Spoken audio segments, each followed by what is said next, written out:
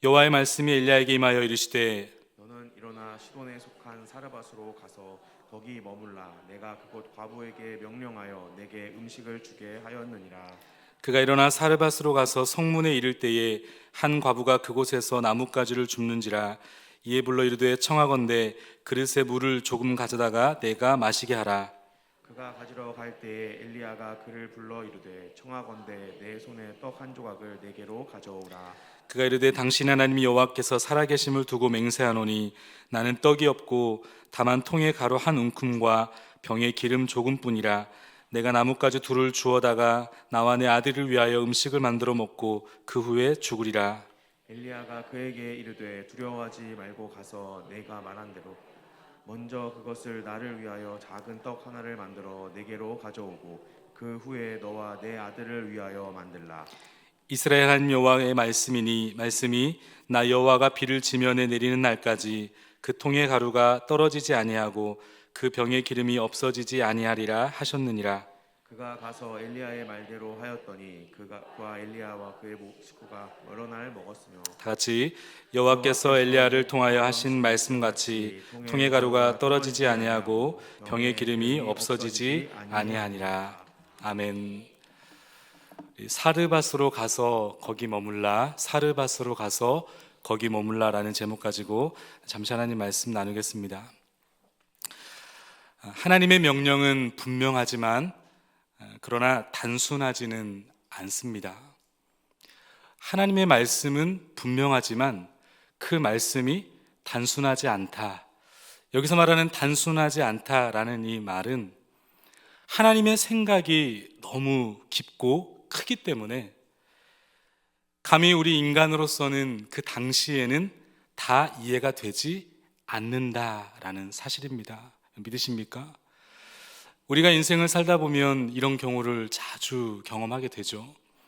마치 자식을 향한 우리 부모님의 마음처럼 말입니다. 그때 어렸을 때는 그때의 부모님의 말씀이 사실 잘 이해가 되지 않았고 거기에 동의가 되어지지 않을 때가 참 많이 있었잖아요.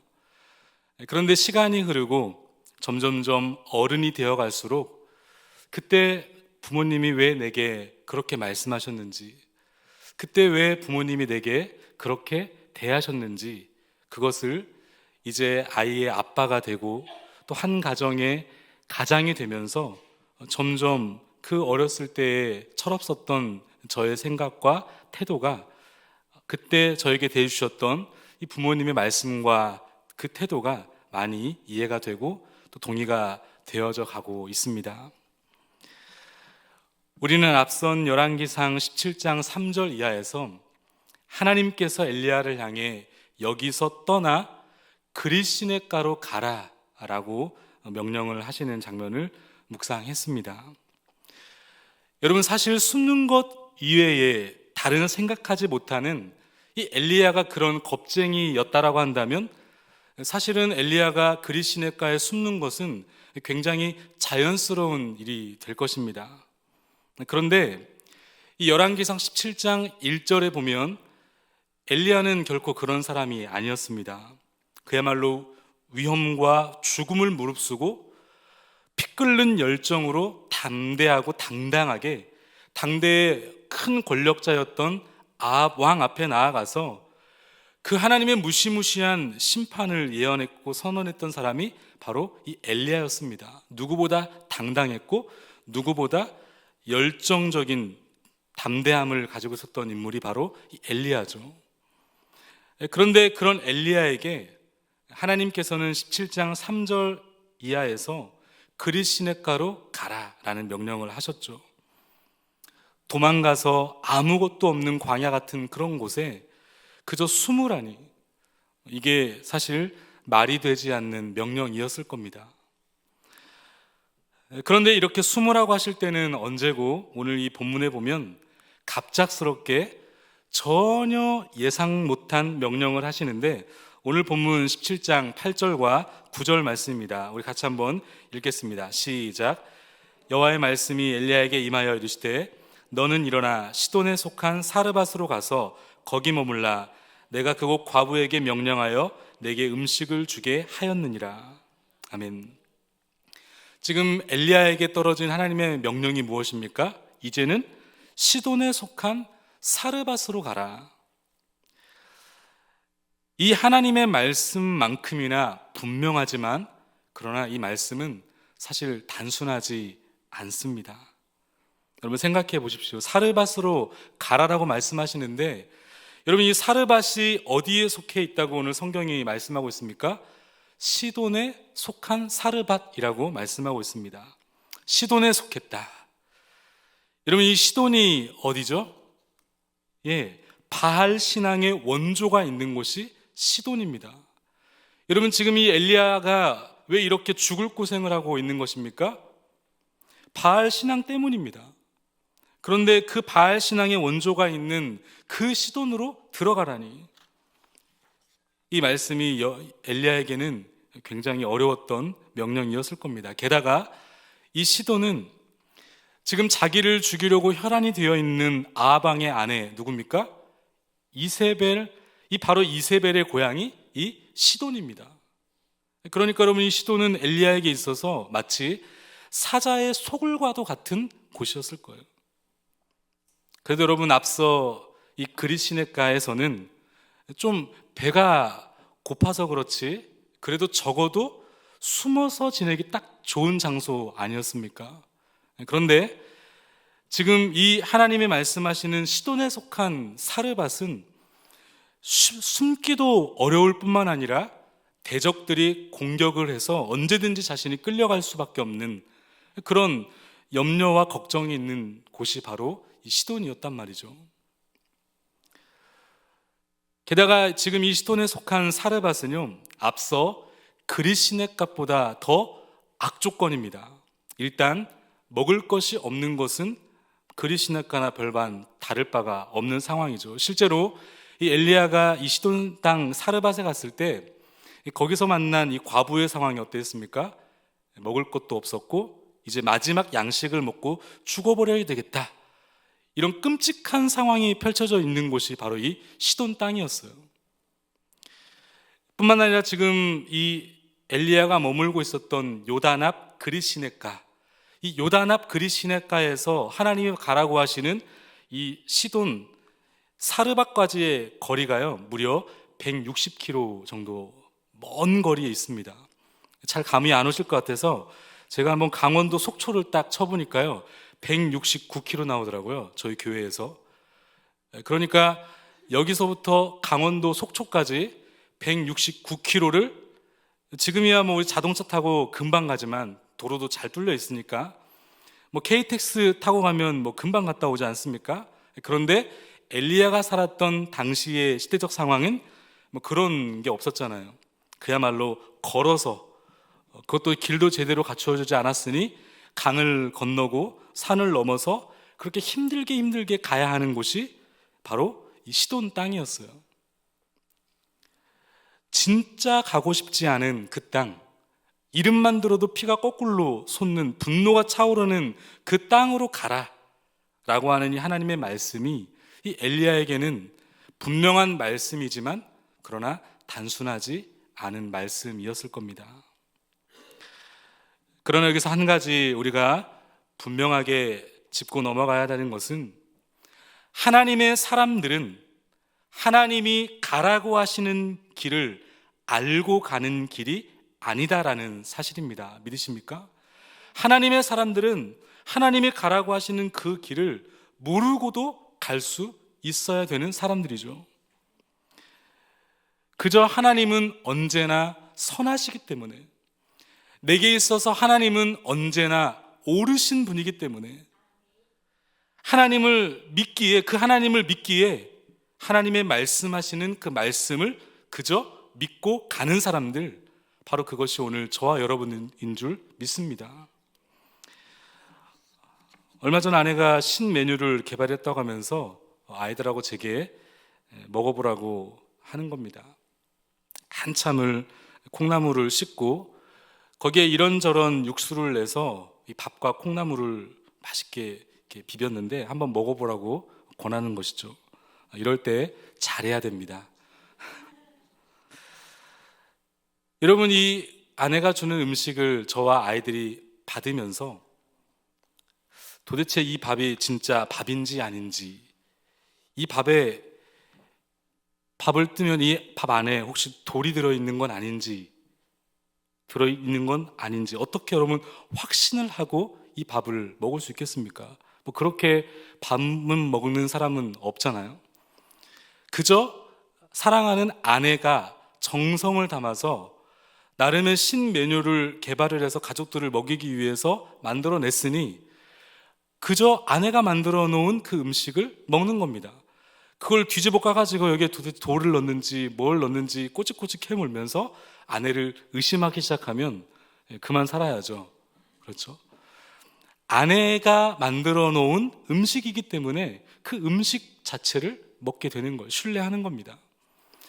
오늘 저와 여러분들이 믿는 하나님은 언제나 옳으십니다. 믿으십니까? 우리 하나님은 언제나 선하십니다. 하나님은 오늘 저와 여러분들에게 있어서 가장 좋고 가장 옳은 길로 인도하시는 완전하신 하나님이십니다. 그러기에 그 하나님이 말씀하시는 그 말씀 앞에 알고 가는 것이 아니라 그저 믿고 가는 것입니다. 여러분, 순종은 신뢰의 관계 속에서 작동되는 것입니다. 그 말씀이 내가 이해되느냐 이해되지 않느냐의 문제가 아니에요. 어떤 말씀 앞에 순종할 때 이것은 내가 좀 이해가 되는 것 같아, 이건 내가 동의가 되어져, 그러면은 그 말씀에 순종하는 것이고, 이것이 내 합리적인 생각에 잘 맞지 않는 것 같아, 나랑 좀 생각이 좀 다른 것 같아, 여러분 그러면 그 말씀에 순종하지 않는 것입니까? 그것을 성경이 그것을 가리켜서 순종이라 그러지 않습니다. 그런 순종은 사실 예수님 안 믿는 사람들도 할 수 있는 것이죠. 합리적이니까 누구나 다 할 수 있는 것입니다. 순종은 신뢰의 관계로부터 작동되는 것입니다. 나를 낳아주신 어머니를 신뢰하기 때문에 아이들에게는, 저에게는 제 사랑하는 아내이기 때문에 그 신뢰의 관계가 100% 검증되지 않은 이 신메뉴를 믿고 먹게 하는 행동으로 나타나다라는 것이죠. 여러분, 하나님의 사람들은 내가 이해되면 순종하고 이해되지 않으면 순종하지 않는 그런 사람들이 아닙니다. 나를 부르신 그 하나님이 신뢰할 수 있는 분이시기 때문에 내게 말씀하시는 그 어떤 말씀이라도 주님, 제가 주님을 신뢰하기에 이 말씀 붙들고 가겠습니다. 하나님을 믿고 가는 사람들, 바로 그 사람들이 오늘 저와 여러분들인 줄 믿습니다. 여러분, 그렇다면 왜 하나님은 이 엘리야를 그곳 시돈에 속한 사르밧으로 보내고 계신 것일까요? 다시 말하면 때로 우리가 굉장히 부담스럽고 가고 싶지 않은 그곳으로 우리를 보낼 때가 있다는 사실입니다. 그리고 이미 보냄 받아 그곳에 와 계신 분도 계십니다. 첫 번째 그 이유가 있다면 그곳 중심에서 하나님을 드러내시기 위해서입니다. 우리 따라하겠습니다. 그곳 중심에서 하나님을 드러내시기 위해서이다. 여러분, 이 시돈이라고 하는 바알 신앙이 번복된 곳, 바로 그 한 중심에서 우리 하나님께서 엘리야에게 요청하시는 그 믿음이 무엇인가 하면 하나님이 그 참 주인 되시고 하나님이 만왕의 왕이시며 참 신이라는 그 사실을 바로 이 바알 신앙의 그 중심부에서 하나님은 보여주시기를 원하셨다라는 사실입니다. 그곳에서 하나님의 사람들은 어떤 정체성을 가지고 서 있어야 하는지를 바로 세상 앞에 당당하게 보여줘라 라는 사실을 엘리야를 통하여 말씀하고 계신 것입니다. 여러분, 하나님은 그저 이스라엘 이 지역에서 한정되어 머물러 계시는 그런 신이십니까? 아닙니다. 우리 하나님은 이스라엘을 넘어서서 시돈 땅을 넘어서서 온 세계와 만왕의 왕이요 만주의 주이신 분이 바로 우리 하나님이십니다. 그 가짜 신인 무능한 바알의 그 본토에서 바로 하나님이 누구신지를 밝히 드러내 보이시겠다라는 것이 바로 이 엘리야를 향한 하나님의 계획이었습니다. 영국의 뛰어난 신학자이자 설교가였던 매튜 헨리는 이 부분을 이렇게 설명합니다. 제가 읽겠습니다. 왜 하나님께서 엘리야를 사르밧으로 보내셨는가? 그것은 교만한 이세벨의 아버지가 강력한 왕권을 가지고 다스리고 있는 땅에서도 하나님께서는 자기 종을 3년이 아니라 30년도 보호하고 먹이실 수 있는 하나님이라는 사실을 모든 사람들에게 가르치고 싶어 시돈 땅에 보내셨다. 무슨 말입니까? 그곳이 아무리 원수 이세벨의 고향이라 할지라도, 아무리 그곳이 바알 신앙의 거센 영향력 아래에 있는 곳이라 하더라도 그곳에서도 하나님은 참 왕이시다. 그곳에서도 하나님은 만왕의 왕이시다라는 사실을 바로 이 엘리야를 통해 보여주시고자 하셨던 것입니다. 참 의미 있는 분석이라고 생각합니다.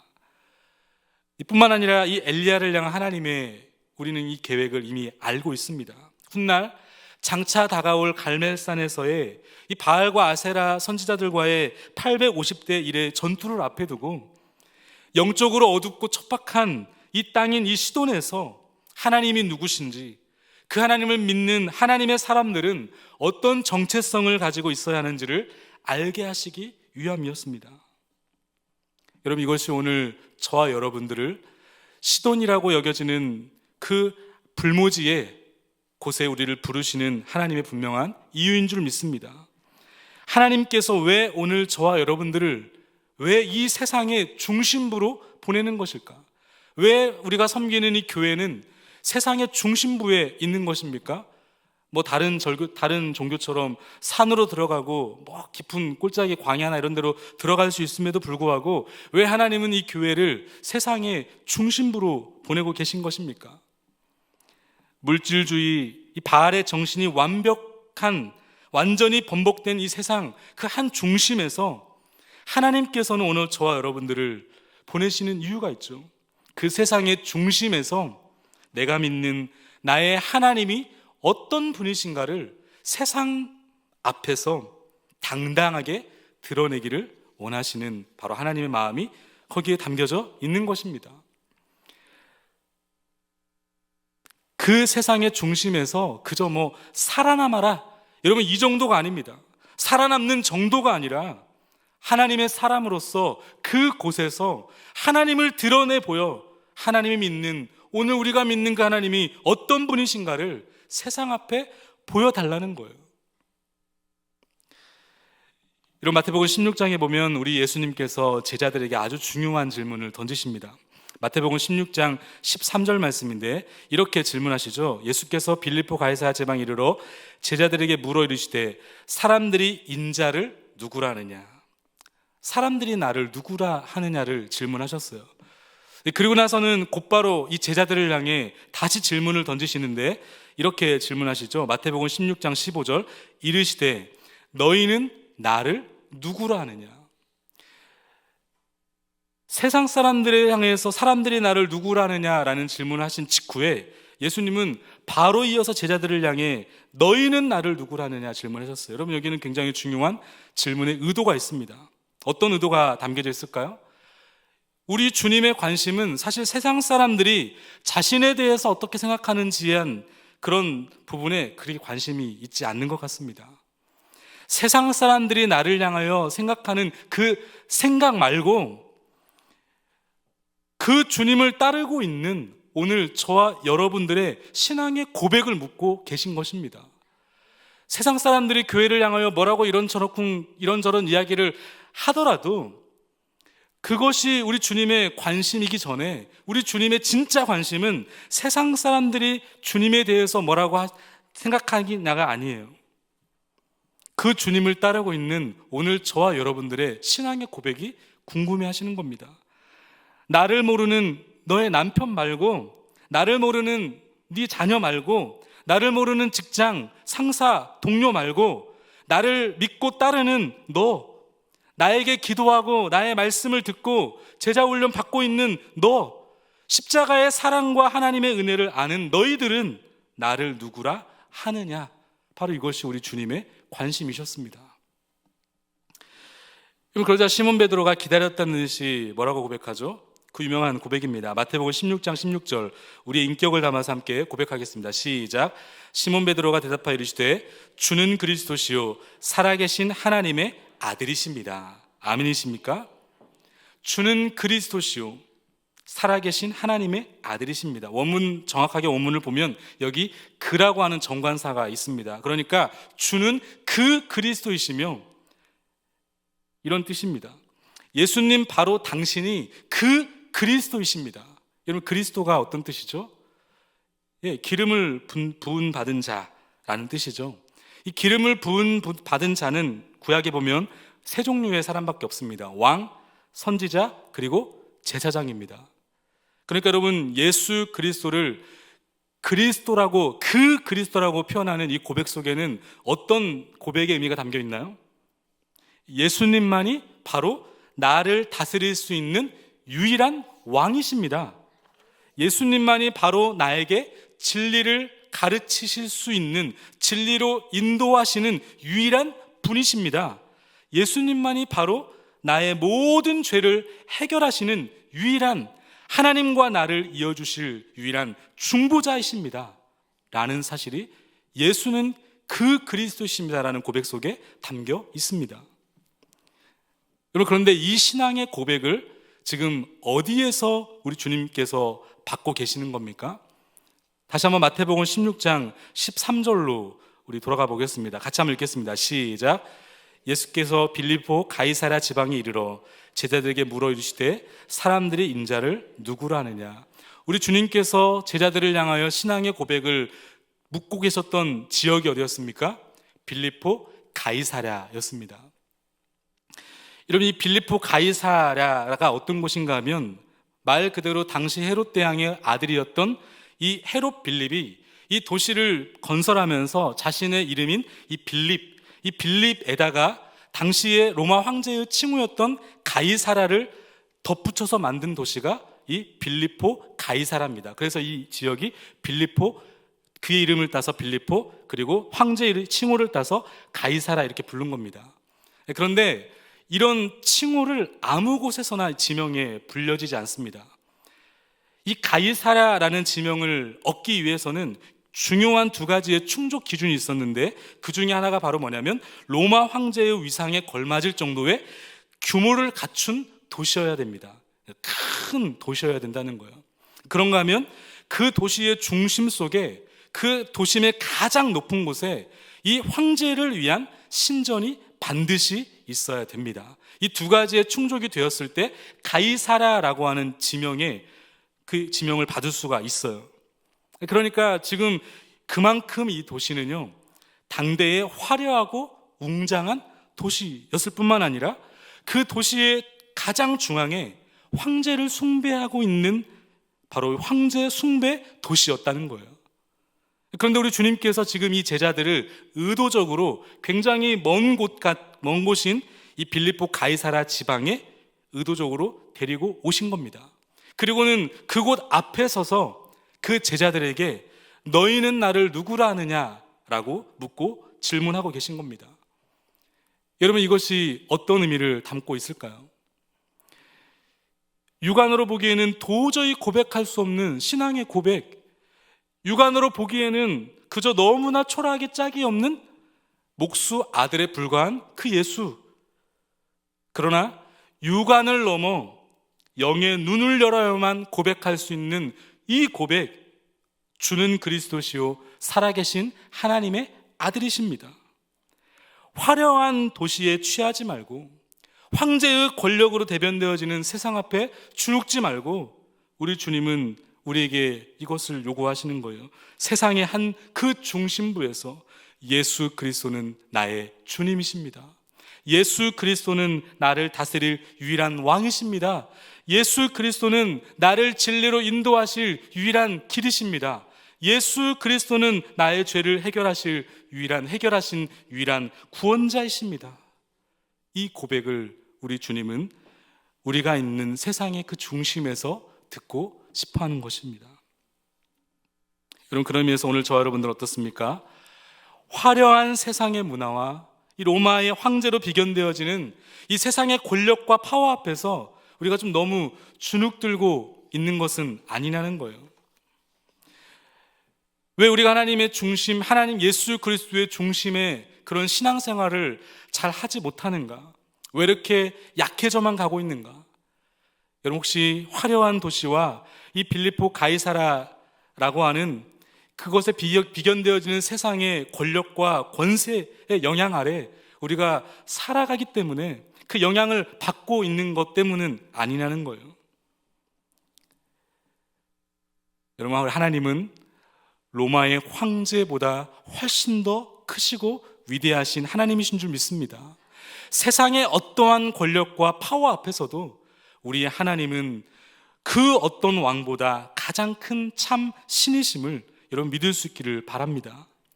그리시네가가 모든 것이 차단되어 세상에 단절된 그곳에서 오직 단독자로서 하나님을 의존하며 하나님 앞에서 하나님과의 대면 속에서 훈련해야만 했던 장소였다고 한다면, 이제는 그 훈련을 넘어서서 바로 이 시돈에 속한 사르밧으로 오늘 저와 여러분들을 보내시는 이유는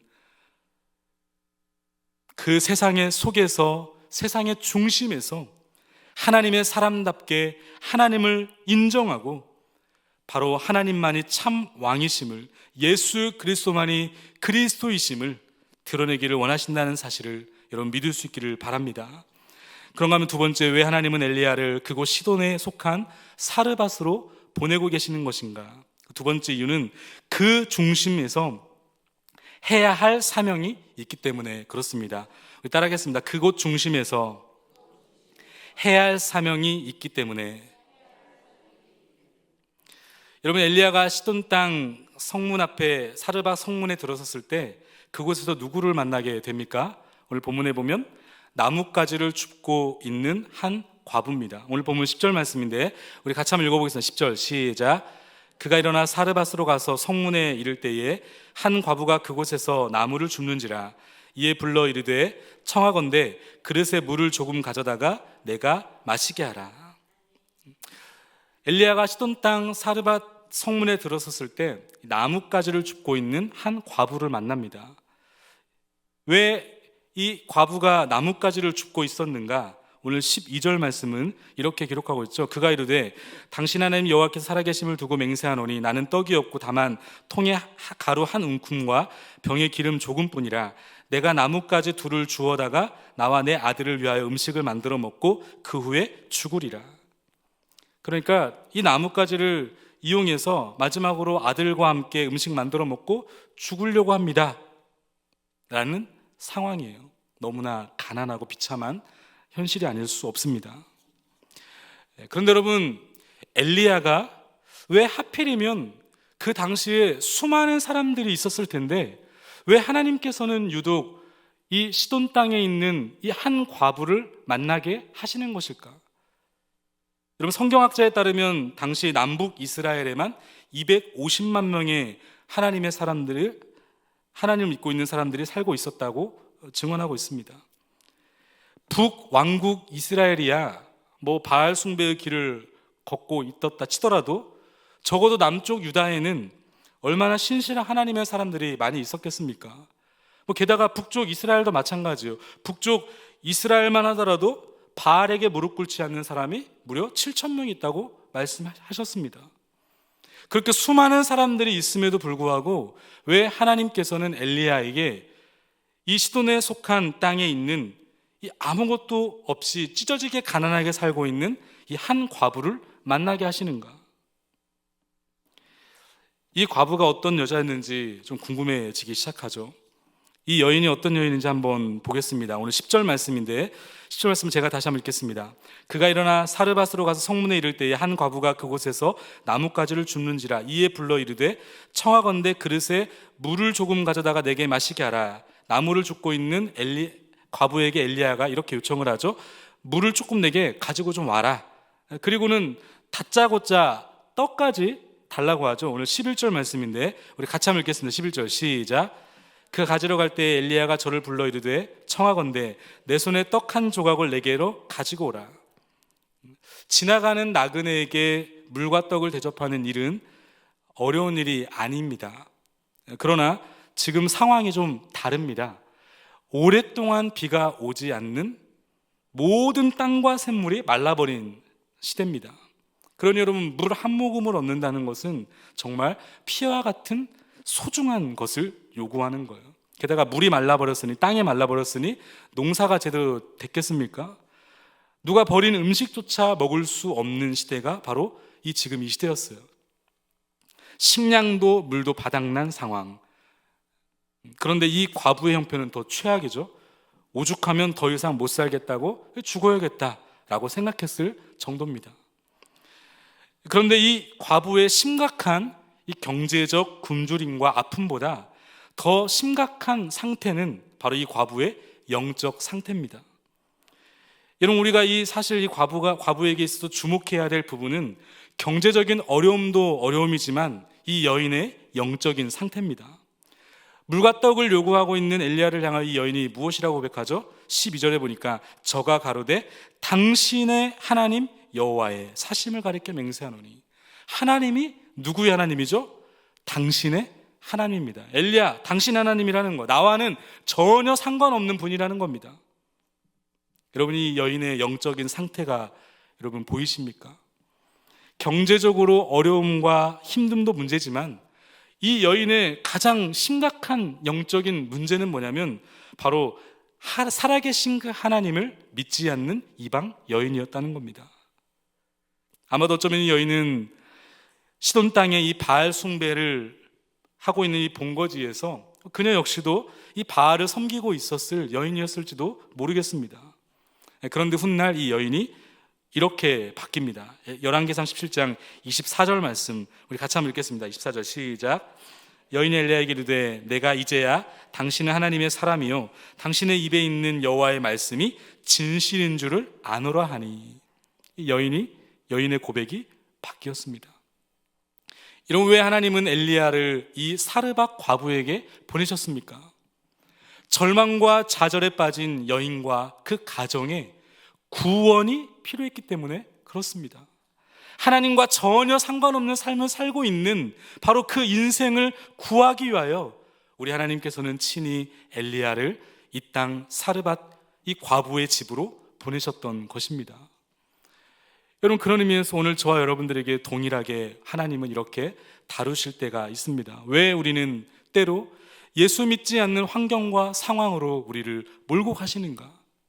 왜 우리를 때로 예수님 안 믿는 가문에 예수님 안 믿는 그 남편을 붙여주시는 것인가? 왜 우리를 육아의 자리에 때로는 우리를 엄마와 때로는 우리의 아빠의 자리로 보내시는 것인가? 여러분, 그곳에서 하나님의 사람으로 내가 해야 할 사명이 있기 때문에 그렇습니다. 여러분, 어떤 사명입니까? 과부와 같이 구원이 필요한 한 영혼을 주님께로 인도해야 할 사명이 바로 우리를 그곳에 보내신 하나님의 이유인 줄 믿습니다. 여러분, 그 이유 외에는 사실 별반 이유를 찾아낼 수가 없습니다. 그 이유가 아니라면 여러분 어떻게 같이 한 가정을 살 수 있겠습니까? 하나님이 가정을 만드신 분명한 이유가 있다면 예수 그리스도를 믿는 자녀로 만들기 위해서 그 자녀를 수많은 가정들 중에 우리 가정에 하나님이 보내주신 것 아니겠습니까? 예수 믿는 가정 가문 되라고 하나님께서 나를 처음 그 가정과 가문에 믿는 자로 불러주신 것 아니겠습니까? 특별히 여러분, 우리는 이 사명을 잃어버리면 우리의 본능대로 죄성에 잠식되어 살아갈 가능성이 매우 높은 사람들입니다. 무슨 말인가 하면 여러분, 엘리야를 보십시오. 사르밧에서 하나님이 이 세밀한 일하심을 경험하고 있는 이 엘리야는 하나님의 사르밧에서 일하시는 이 하나님의 일하심을 보면서 여러분 어떤 생각을 하고 있을까요? 하나님께서 그릿시냇가에 머물렀을 때 그곳에서 하나님이 엘리야에게 말씀하셨어요. 야, 사르밧에 가면 너 먹을 거 있다. 그 말씀 붙들고 엘리야가 왔겠죠. 그러니 여러분, 아마도 엘리야는 이 그리시네가에 머물면서 야, 이제 물도 없고 이제 먹을 것도 없어. 나는 뭐라고 살아야 되나? 어떻게 살아야 되나? 그런 심각한 고민에 빠져 있었을 그 즈음에 하나님께서 야, 사르밧으로 가면 거기 먹을 거 있어. 그리고 그 말씀에 따라 사르밧으로 왔을 그 시점에서 이 엘리야의 그 온통 그 사고의 중심에는 모르면 몰라도 자신의 생명을 연명하는 데 아마 굉장히 집중되어 있었을 겁니다. 그런데 지금 이 시돈의 한 과부를 만나 그녀에게 하시는 이 하나님의 큰 사건을 보면서 그는 어떤 생각을 하게 되었을까? 여기 시돈에 나를 통하여 살려야 할 이 사람, 여기 시돈에 나를 통하여 위로받아야 할 이 과부가 있다는 사실을 그는 점점점 깨닫게 되었을 겁니다. 온통 관심이 자기 자신에만 집중하기 쉬운 것이 여러분 오늘 저와 여러분들의 본능 아니겠습니까? 그저 내버려 두면 내 중심으로 사고가 돌아가는 것이 오늘 저와 여러분들의 본능이에요. 그런데 하나님께서 이 세상의 중심 속에서 우리를 살게 하시면서 그 중심에 하나님의 사명을 붙여주시고 영혼들을 붙여주실 때 오늘 우리는 우리가 살아내야 할 본능대로의 삶이 아니라 사명의 삶을 살아낼 존재라는 사실을 우리는 깨닫게 되는 것입니다. 어떻게 하면 내가 하는 일이 다른 사람들에게 잘 알려지고 좋은 평가를 받을 수 있을까? 어떻게 하면 내가 다른 사람들에게 관심과 칭찬을 받을 수 있을까? 어떻게 하면 내가 좀 드러나 보고 부각되어 보일까? 여러분, 이것이 오늘 우리가 집중하기 쉬운 우리의 본능 아니겠습니까? 그런데 하나님께서 그 세상의 중심에서 우리를 자꾸만 사명자로 부르시는 거예요. 자꾸만 영혼들을 보여주시는 겁니다. 가정에서, 직장에서, 우리 주변에서. 그래서 끊임없이 우리의 이런 이기적인 이 생각과 죄성을 하나님이 흔들어 깨우시는 거예요. 너 거기에 머물 존재가 아니야.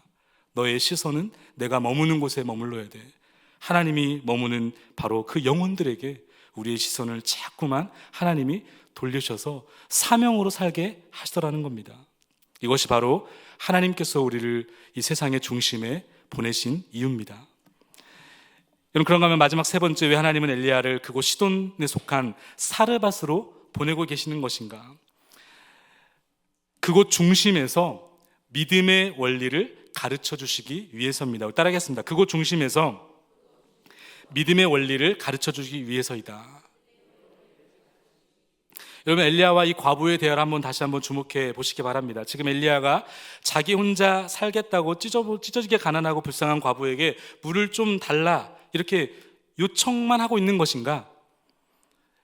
물은 좀 그렇다 치더라도 통에 한 움큼의 가루, 여러분, 이 모자에게 자기가 먼저 살아보겠다고, 좀 내 배 채워보겠다고, 네가 가지고 있는 통에 한 움큼의 그 가루 내게 좀 가지고 와라, 이렇게 요구하는 이런 엘리야의 이 모습.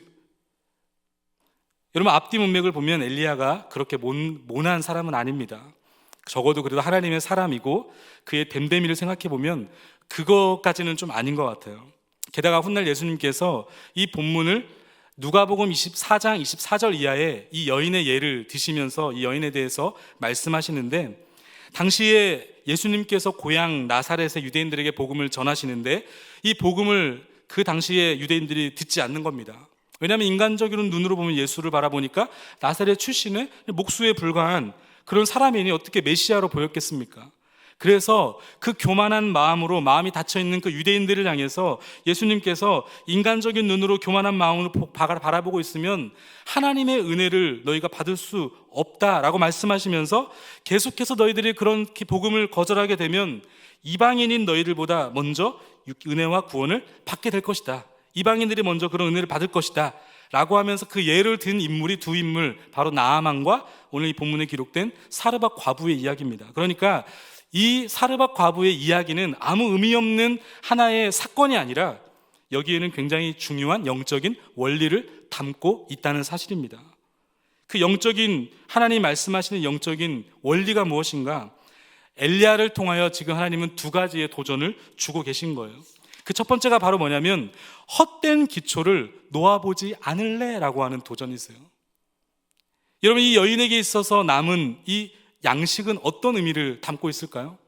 이 여인에게 있어서 물과 떡 한 조각은 마지막 남은 자신의 버팀목이었을 겁니다. 자신의 인생에 있어서 마지막 목숨줄처럼 붙들고 있었던 지지대, 바로 그것이 바로 이 여인에게 있어서 마지막 남은 물과 떡 한 조각이에요. 그런데 하나님께서 도전하고 계시는 거예요. 그 헛된 기초를 좀 놓아보지 않을래? 내가 붙들고 있는 그 기초를 한번 바꾸어 보지 않을래? 지금까지 너의 그 기초를 너의 손에서 좀 놓아봐라 라고 말씀하시는 겁니다. 그럼 동시에 이 엘리야를 통하여 이 여인에게 도전하시는 두 번째 도전이 있으십니다. 바로 그것이 뭐냐면 새로운 기초, 하나님의 말씀을 좀 붙잡아 보지 않을래? 라는 도전이셨어요. 헛된 기초를 좀 놓아라. 그리고 새로운 기초인 하나님의 말씀을 좀 붙들어 보지 않을래? 여러분, 이 엘리야를 통한 하나님의 도전 앞에 결국 이 여인이 어떻게 반응합니까? 15절 상반절 말씀을 보니까 그가 가서 엘리야의 말대로 하였더니, 아멘. 그가 가서 엘리야의 말대로 하였더니. 앞서 말씀드렸지만 이 여인은 기계적으로 반응하지 않았어요. 예수님이 이 여인의 믿음을 칭찬하실 정도에 이 여인은 지금 하나님의 도전 앞에 인생 전체를 걸고 믿음으로 반응하고 있습니다. 그래, 이 적은 양식이 내 인생의 대책이 될 수 없어. 죽음 앞에 내 인생의 근본적인 대안이 되지 못해. 이제 더 이상 이 적은 양식에 의존하며 내 인생 살지 않을 거야. 엘리야, 당신이 섬기는 그 하나님, 저도 한번 믿어보겠습니다. 이 하나님의 도전 앞에 그녀는 순종하며 반응합니다. 말씀에 대한 순종의 결과 17장 15절과 16절에 보면 여러 날 먹고도 남을 만한 놀라운 그 기근의 시대에, 메말라져 있는 시대에 그는 풍성함을 경험하게 될 뿐만 아니라 살아서 역사하시는 그 하나님을 그는 만나게 된 것입니다. 여러분, 인생에 위대한 깨달음이 있다면 다른 것이 아닙니다. 인생의 가장 위대한 깨달음은 내 인생의 기초는 예수 그리스도이시구나. 내 인생은 내가 내 힘으로 살 수 없는 존재이구나. 내 노력과 내 의와 내 공로로 살아갈 수 없는 존재가 바로 나구나. 너의 기초를 좀 내려놓지 않을래? 우리의 유일한 기초 되시는 예수 그리스도, 그 예수 그리스도를 붙들며 한 걸음 한 걸음 나아가는 이 놀라운 이 진리, 여러분, 이것이 우리 인생이 깨달아야 할 최고의 진리이며 축복인 줄 믿을 수 있기를 바랍니다. 한 가지 이야기를 드리면서 말씀을 정리합니다. 지금은 지하철을 잘 못하는데 예전에 이 분당에서 서울 쪽으로 지하철을 타고 가면 이 지하철 안에 이 수많은 양옆으로 이 광고 문구들이 쫙 차 있습니다. 그 지하철을 타도 지금은 어떤지 모르겠어요. 탄지 너무 오래돼가지고 이 지하철 안에도 곳곳에 막 광고들이 엄청 많아요. 그런데 그 중에 끊임없이 두 가지를 광고를 하고 있더라고요. 보니까 하나는 뭐냐면 학원 광고입니다. 학원. 뭘 이야기하고 있는 거죠? 이 학원에 오면 네 인생 펴진다. 이 학원에, 이 스터디에 오면 네 인생이 확 변한다. 거기에 구원이 있다. 이렇게 들리는 것 같아요. 그런데 또 하나의 문구가 있었어요. 병원 광고가 그렇게 많더라고요. 병원 광고. 그것도 눈에 들어오는 병원 광고들 중에 성형외과 광고 문구가 그렇게 많더라고요. 여기에도 구원의 메시지가 설파되고 있는 것 같습니다. 여기에 오면 새로운 인생이 열린다. 여기에 오면 당신도 김태희가 될 수 있다. 이런 메시지 아니겠습니까? 여기에도 구원이 있다는 거죠. 여러분, 그러나 성경은 분명히 말씀하고 있습니다. 사도행전 4장 12절 말씀, 우리 같이 한번 선포하며 읽겠습니다. 시작. 다른 이로서는 구원을 받을 수 없나니 천하 사람 중에 구원을 받을 만한 다른 이름을 우리에게 주신 일이 없음이라. 아멘. 천하 다른 인간 중에서도 천하 다른 방식으로는 구원을 얻을 길이 없다. 바로 예수 그리스도, 바로 그분이 우리 인생의 구원자이심을 여러분 믿을 수 있기를 바랍니다. 하나님의 명령은 분명하지만 단순하지 않습니다. 때로는 이해가 되지 않을 때도 있어요. 때로는 기가 막힌 이 막막한 상황에 당황스러울 수 있습니다. 그러나 하나님께서 그 곳 중심에서 남들이 꺼려하는 그 곳에서, 부담스러운 그 자리에서 하나님께서 우리 가운데 원하시는 도전이 있어요. 내가 믿는 나의 하나님이 어떤 분이신지, 나는 그 하나님 앞에 어떠한 존재인지를 드러내시는 우리의 정체성을 드러내라고 말씀하십니다. 거기에는 내가 해야 할 사명, 특별히 영혼들을 주께로 인도해야 할 사명이 있는 것이고, 거기에는 하나님께서 그 현장에서 우리를 향해 끊임없이 묻고 계시는 믿음의 원리, 너의 기초를 좀 내려놔라. 그리고 유일한 기초 되시는 예수 그리스도, 그분의 말씀을 붙들고 나를 따라와라 도전하실 때, 오늘 우리의 세상 속에서 바로 사르밧 과부가 있었던 그 극심한 어려운 시대 앞에서, 그 시돈의 중심에서 예수 그리스도를 붙들며 한 걸음 한 걸음 나아가는 저 여러분 될 수 있기를 주님의 이름으로 축복합니다.